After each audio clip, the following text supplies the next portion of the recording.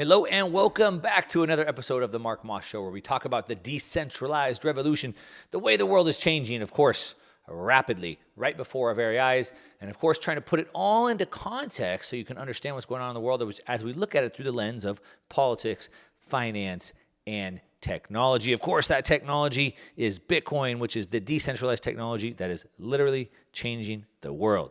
Now, like I said, we'd like to look at it through those three lenses. And this week, I have a lot to cover with you. As a matter of fact, in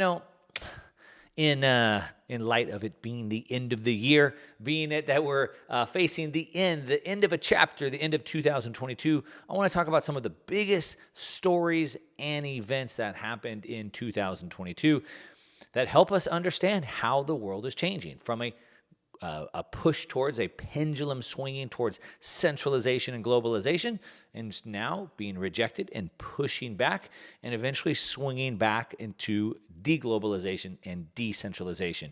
And I like to say that it is now, it's crested, the pendulum is crested out, it's being pushed back, and it's going to swing back, and it's going to swing back really hard. And a lot of times people say, but Mark, how can you say that? Look at these things that are going on. Of course, they'll point to lots of things of central planning, centralization, globalization, World Economic Forum and social credit scores and CBDCs. And how can you say that the pendulum is swinging back, Mark, when these things are happening?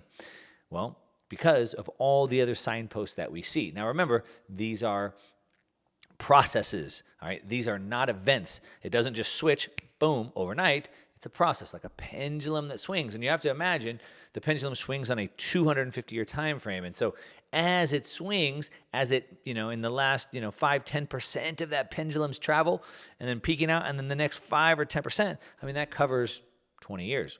And so it happens slowly, but we can see it happening if we understand the signs or the signposts. And that's what I like to point out. So let's take a look at some of the biggest stories and events of 2022 that show that the pendulum has peaked, the pendulum is swinging back, and that we are on our way there. So we're going to cover that. We're going to look at it. I have it kind of broken down into a bunch of different sections. We're going to look at money. Money died. Money died. It's been dying.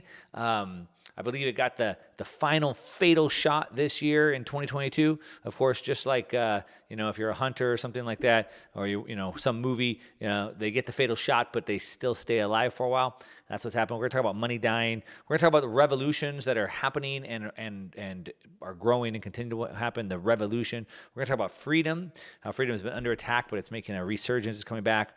We're going to talk about energy, how it's reshaping things. We're going to talk about experts, how the experts we were told to trust have been wrong. And then, of course, we'll look at Bitcoin, cryptocurrencies, and CBDCs and how that all fits in. All right. Then we're going to look at what to watch for in 2023. So then we'll start talking about what are the signposts that we want to really be paying attention to in 2023. Maybe some predictions or crystal balls, if you will. We'll talk about what I think is going to happen in 2023, what we're going to be watching for. And so we have a lot to cover, and so let's just keep going in. So again, the signpost. Now, just to illustrate what a signpost is, and the reason why I want to say this real quick is that, timing is always very difficult. And like I said, with this pendulum, even just that last 5 or 10% of the pendulum's travel and rejection or move back the opposite way could take 20 years. Also, it's kind of highlighted. There's a book written called The Fourth Turning. It's a great book. Highly recommend it. And it covers an 80-year cycle. And inside that 80-year cycle are 4 20-year cycles. So 4 20 years make an 80. Now, in my 250-year cycle, there's 3 80-year cycles, or 83-year cycles equals the 250. And so that's how these things kind of work. But in that Fourth Turning book, there's 4 20-year cycles, and all of the change that shifts from one 80-year cycle to the next happens in that fourth turning, hence the name of the book, The Fourth Turning. And it's really kind of summarized in a quote by Vladimir Lenin, the evil dictator from Russia in the 1900s, who said that there's decades where nothing seems to happen, and there's days where decades seem to happen. And that's really about this fourth turning. And that's where all the change happens, and that's where we're at. Also, I would liken it to like a financial market. And so you look at, the dot-com bubble in the early 2000s, right? It ramped up really fast and then blew off. or, the real estate bubble. You can look at the cryptocurrency bubbles, 2017, 2021, and they ramp up. They go faster, faster, faster, and then they have this blow off top, and then they fall back down. And that's sort of what we're talking about. But the key piece that I want to hone in on is on those financial cycles, is that at the top, as that cycle is hitting resistance, it gets very volatile. And it goes up and down, up and down, up and down, up and down, and then it crashes off. And that's exactly how this 250-year political revolution cycle dies, because the political revolution cycle basically maxes out at peak centralization or peak globalization. And so basically we have central planners, and we can see how they've been maxing out. And so central planning has continued to grow and grow and grow. Of course, these governments, take the United States, for example, 50 independent states as a republic, but now everything's become federal. Federal law, federal law, federal law, federal law, federal law. And so the United States has continued to get more and more centralized. The other countries of the world have continued to get centralized. But even though countries working together, so, of course, with the UN and the IMF and the BIS and the WHO and all these NGOs, three-letter organizations, non-government organizations, that continue to bring the world into centralization. And so we have one group of leaders who are kind of setting policy that the rest of the countries fall under. I mean, case in point, look at the pandemic, right? The global leaders, whoever that is, the BIS, the IMF, and the WEF, set this policy. We have this, we have to fight COVID. And so the WHO, World Health Organization, basically set a policy to lock everything down, and every single country followed along. And so the world has gotten more and more centralized. But what happens is, as they continue to squeeze, more people push back and resist. So, of course, there was massive pushback, as there should have been, massive pushback to the government overreach of emergency procedures and lockdowns. And so as people start pushing back, then they have to push back even harder. They have to squeeze even harder. And then people start talking out. So then they want to start censoring. And then all that censoring online gets people even more enraged. So they start pushing back even more, which then they have to fight even harder and start deleting people off the internet.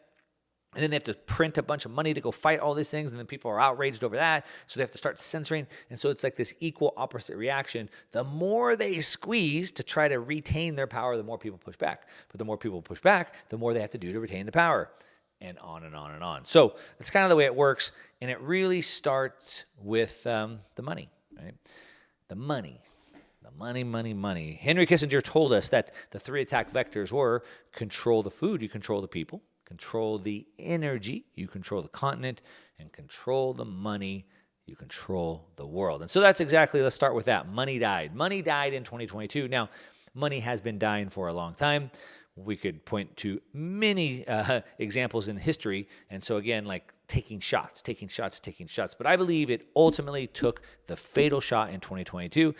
And really, there was 2 things that really happened. The first, which happened, that I think really brought it to the forefront of everybody, was the Canadian trucker protest. And here we have people in Canada protesting, the government overreach, taking away their jobs, not allowing them to feed their families. And of course, that's always the breaking point in every revolution. If you can't afford to take care of your family, all bets are off. And so, just as the Canadians were practicing their constitutional rights of freedom of assembly, peaceful assembly, the government didn't like that pushback. I'm giving you the biggest stories and events of 2022, the signposts that show us that this is happening. All right, so I was talking about how 2022 was the year that money died. And it's been dying. It's been taking shots. It's been taking abuse. It's been slowly getting wounded. It's been slowly slowing down. But I believe 2022 was the year that it received the fatal shot. And like I said, with game hunting or something like that, maybe it continues to live for a little while longer, but it's received the fatal shot. So the Canadian trucker protest really is where this started. And the reason why it started there is because Canada, North America, Canada, the U.S., Mexico, but part of North America, typically you'd look at Canada as a democratically run country, a free country, if you will, obviously the neighbor of the United States, and so you would look at it that way. Now, you see a lot of censorship and oppression, especially from monetary oppression, in North Korea. or in Afghanistan or something like that, you just don't expect to see it in Canada. So when you hear about people in, some third world country like Cuba, getting their bank account seized, well, that's kind of par for the course. That's what dictators do, right? When you see it happen in North Korea, sure, that's what dictators do. When it happens in Iran, sure, that's what dictators do. But when it happens in Canada, it's not what democratically elected free nations do. It's not what they do. And so we had the Canadian truckers. People came out to protest under the constitutional rights, peaceful protests. They tried to take them down any number of ways to smear them, make them look dangerous, all these things.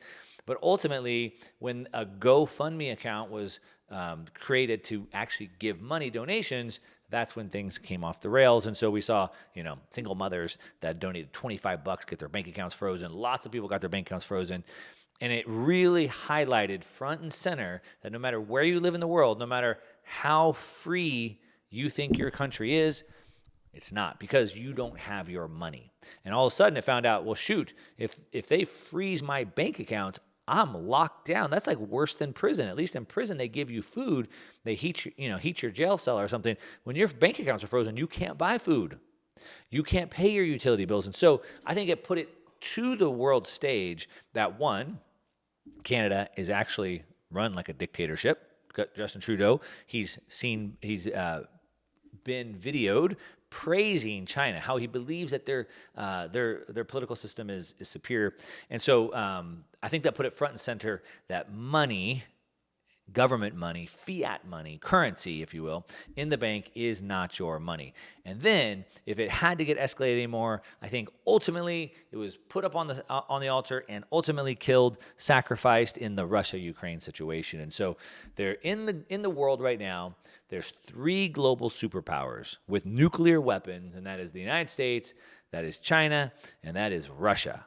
And Russia decided to move on Ukraine for lots of very reasons we'll get to a little bit later. And they got their bank accounts frozen.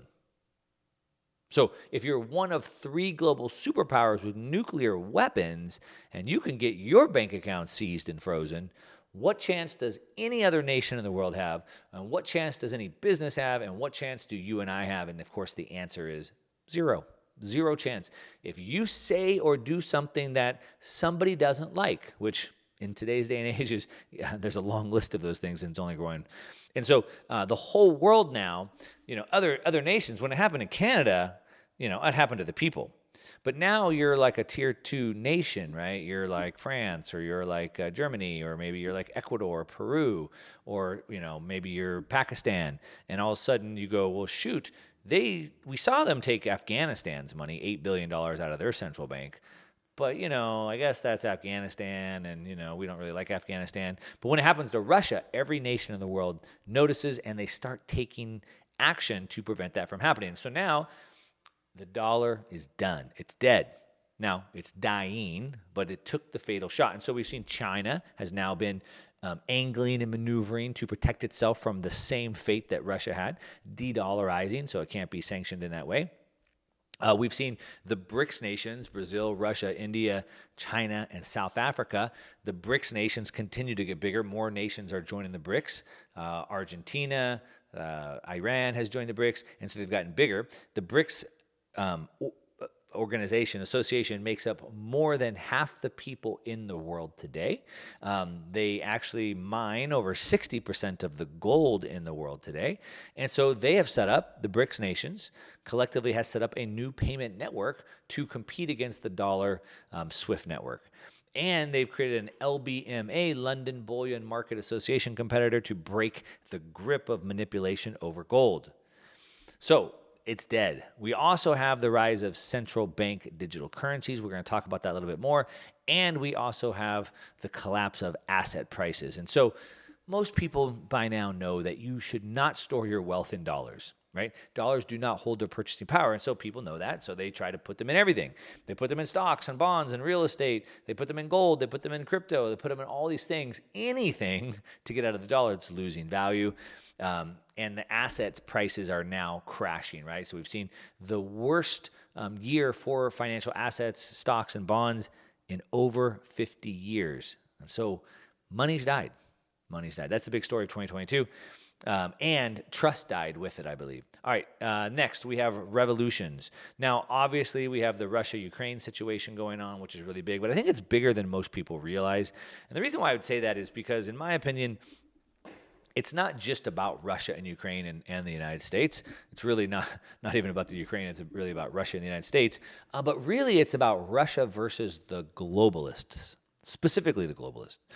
Putin has come out and said so many times. As a matter of fact, he's come out being very critical of the World Economic Forum, very critical of Klaus Schwab, critical of Klaus Schwab's books and his ideas for this, man and machine, fourth industrial revolution, very critical of woke culture. He said that, I'll paraphrase it. I don't have it pulled up in front of me, but he said basically, all you progressive nations, you think that you have progress by blurring the lines of men and women and destroying families. He said that's nothing new. That's not progress. So that's no different than the dogmas taught by Marx and Engels. Of course, Karl Marx, who wrote the Communist Manifesto. He said it's the same thing that happened in Russia in the 1900s that led to the Bolshevik Revolution and tens of millions of people dying. We don't want any of that. He said, we reject that. And that's what the war is really about. It's a revolution. Russia is fighting a war against globalism. Again, it's another signpost. And of course, we also see this happening in lots of other countries, the people versus the governments. And that's really where we should be focusing our effort when we look at revolutions. In the United States specifically, we get really caught up on my team versus your team, blue team versus red team, Republicans versus Democrats. If only we got a fill-in-the-blank other party. If only we got Republicans, or only if we got Democrats. If only my party could get leadership. And so we're caught fighting each other when really they're both the same. What we're seeing all over the world, in the United States and all over the world, is it's we the people versus the governments that are trying to centrally plan us. And we're seeing it in Iran, in China, in South America, in Brazil, in Chile, and so much more. I'm going to break into that. Now, just real quickly, I am going to host the first ever live virtual event. It's going to be in about a month towards the end of January, and I am going to break down these problems that's being caused by this end of centralization. And the bigger the problem, the bigger the opportunity. And so, if you feel like you're uncertain about the future, you don't know how you can get ahead, it's very difficult to make money in this economy, I don't have enough money, I'm afraid of my freedom, I'm afraid of the overreach of governments, I don't know what to do. If any of those sound like things you might be thinking about, just understand you are not a victim. We can shape the world that we want. And as big as these problems are, it's created even bigger opportunities. Something I'm really excited about. Not only do we have a massive opportunity to make big wealth fast, but we can also use that to build the world that we want, to fight and gain freedom. If you want to come to this live virtual event I'm having, just go to go.onemarkmoss.com/parallel. go.onemarkmoss.com/parallel. And the theme of this event is the parallel protocol. We're going to talk about how to take advantage of what I believe is the single biggest opportunity in the parallel economy. If you're trying to build, grow, and protect wealth in the old world, it's not going to work. You need to be building it in the new parallel economy. I'm going to break all this down and have some of the best experts. We're going to go for 3 days live virtually. Go to go.onemarkmoss.com/parallel. All right, now back to some of these big events. We talked about the revolution, Russia fighting against globalists, but also we're seeing it all around the world. So in Iran, for example, Iran. I always get a lot of flack for my accent. Sorry, I'm an American, man. I'm an American. Iran. Okay, got it. But what we're seeing in Iran is massive protests happening. Again, all over the world we're seeing protests. Now, this is nothing new. Before COVID in 2019, there were over 10 countries with over 1 million people each in the streets protesting, and they're protesting in Iran as well. A lot of this has been sparked by this whole dress code situation. Of course, women are treated like property in these types of countries, and so they're forced to wear this, headdress and all these things, cover their face and whatever. And I'm sorry if you're from Iran and I don't understand this properly, but either way, maybe there's more intricacies or nuances to this debate, but it doesn't really matter. The point is there's massive protests there. And of course, Iran doesn't tolerate this, right? They don't tolerate dissent. They don't tolerate protests, and so they've cracked down really, really hard. They've been locking people up. They've been going after celebrities there in the country, doing everything they can. They've been shutting down the internet. I mean, you name it, they have tried to do it. Like I said, even killing people. Literally capital punishment for doing this, but it's only caused even more dissent. That's what happens with martyrs. They try to take them out. They're going to kill them, but it doesn't stop them. It only emboldens more people, and that's exactly what's happened. And it looks like, it's the worst crisis, legitimacy crisis, since the 1979 Islamic Revolution. And this is a big deal. And I believe, again, this is a sign of the times. This is a signpost. We can see these centrally planned economies or countries where they want to tell you everything you can do and can't do and what you can think, what you can wear. They're going to fall. They're falling right now, and it doesn't matter how many people they take down. More and more protesters are taking to the streets. Now, they might shut it down for now temporarily, but again, their overreaction to even get to a point where they could shut it down is only going to embolden more people, and we're continuing to see that. Of course, we're seeing the same thing in China. Things I never thought I would be able to see in China. So China, of course, is one of those other very, very strict authoritarian regimes, social credit score system, central bank digital currencies, and people don't want that. There's a natural drive and desire for human freedom. God has given us creativity and a desire, a drive, and that can't be held back by these communist or whatever you want to call them at these days, these regimes that want to tell you what you can and can't say, what you can and can't hear, what you can and can't think, what you can and can't wear. And so we're seeing that in China. Of course, it's a long time coming. People are pushing back hard, and it really started, I think, back in this in the banking collapse. So earlier this year, I believe in June or July of this year, the China has tons of problems on their hands. I'm not going to go into all those right now, but one of which is they have a massive financial crisis on their hands, and we saw some of their banks start going down, and billions of dollars were locked up in the banks, and the people couldn't get their money. And of course, they're not happy about that, so they started protesting. And it wasn't just one small protest, which typically happens in China. It was all over the country. And China was freaking out. They had to do everything they could to shut this down, including exploiting their vaccine passport system. So they found out people were trying to go to a protest to process a bank, and they would just turn their health passport red. Oh, you got COVID now, you can't go. And they started doing that. Lots of manipulation. They had to bring tanks in to protect the banks because they were trying to burn down the banks. And this has only continued to escalate. Months and months now. It's been going on for months.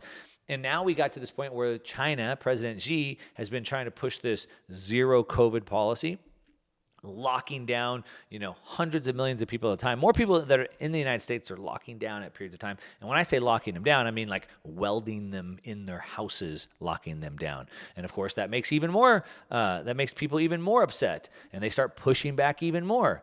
And that's exactly what happens. We see them pushing back on that. And I talked about this a few weeks ago, and I said something's going to happen here. And it's going to be very interesting. Either one, President Xi is going to have to come in and literally, do everything they can to squash this protest, potentially killing lots of people, if it's even possible. But that's option one. Or option two is he's going to have to give in. Either you have to do whatever you can to shut it down, or you have to give in, right? And let's watch. I said the thing is, if he gives in, though, the protesters are going to know that they have power, and they're going to demand more things.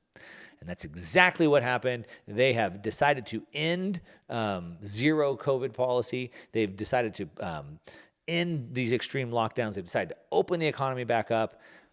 And it's causing massive problems as well, because that's what happens with centrally planned economies. But more importantly, what I'm watching, again, this is under the revolution section, is that the people now realize that they have the power.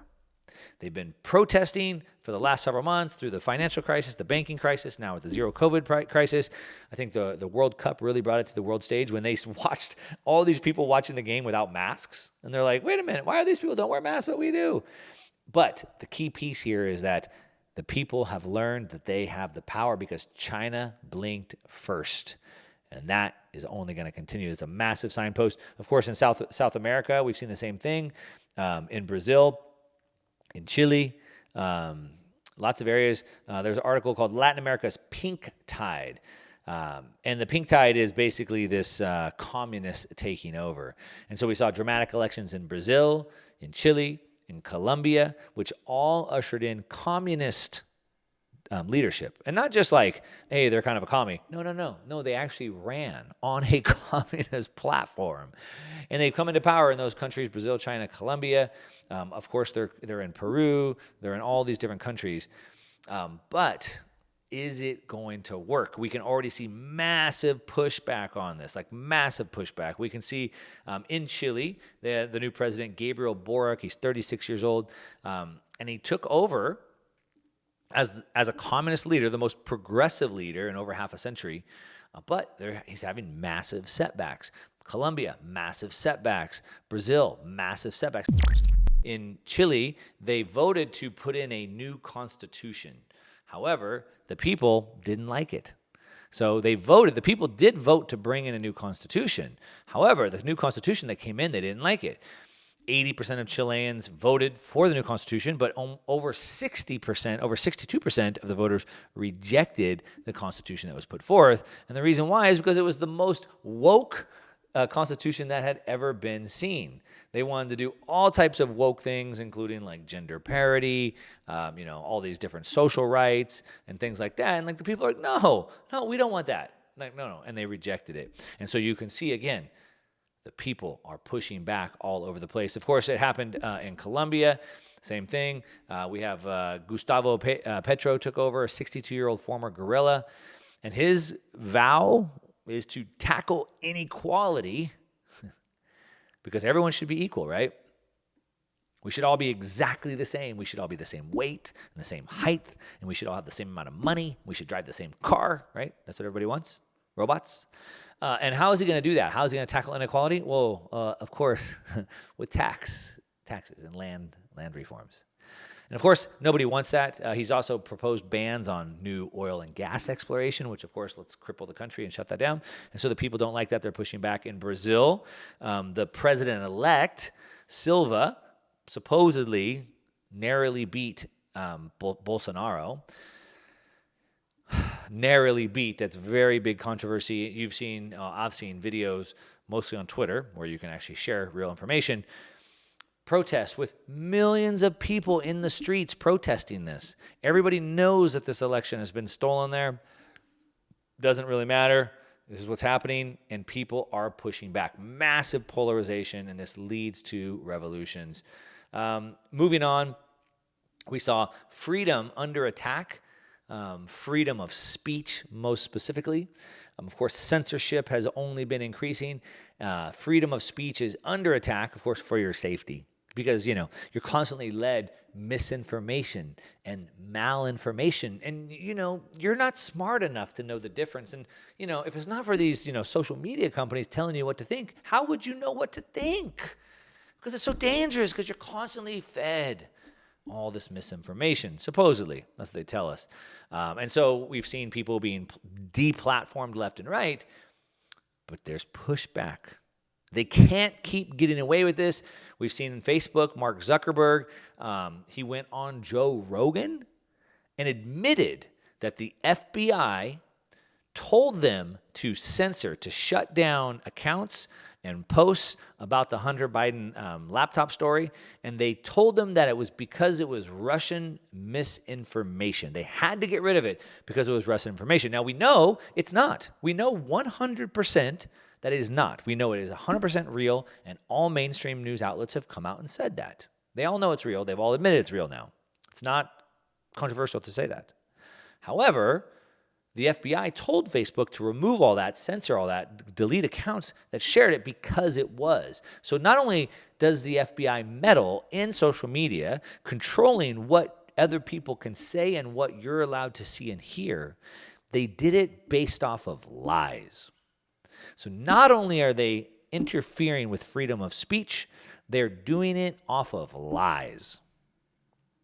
And it's no wonder we don't trust them. We saw Senator Josh Hawley said that Facebook founder Mark Zuckerberg admitted to displaying bias against conservatives while moderating content. Now, whatever. I guess it's his platform. If he wants to moderate content, that's one thing. But when the government gets involved in it, tells them what to do, and based off of lies, that's a big problem. And of course, TikTok, kind of the same thing. We know now that's been a big kind of a big battleground ever since really Trump brought it up. Now I believe all government employees, or at least in the Senate and the House, are not allowed to have it on their phones. But it's an attack. It supposedly Chinese TikTok is completely different than American TikTok. The way that they're kind of trying to take over the kids. And then we have Twitter, right? And so the same thing, just like Facebook, Twitter has been, censoring, conservative voices, and now Elon Musk took it over, and he wants to bring it back to having free speech. He said the reason he wanted to take it by Twitter is because he believes it's the most important platform, because it is the town square. It's where all the conversations happens, and it is. You should use Twitter.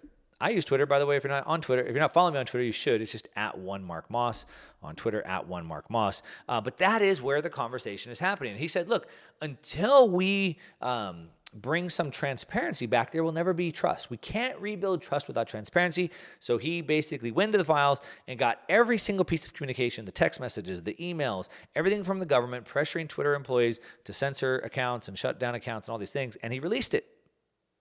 Of course, no mainstream media wants to cover it. CBS, NBC, CNN, etc.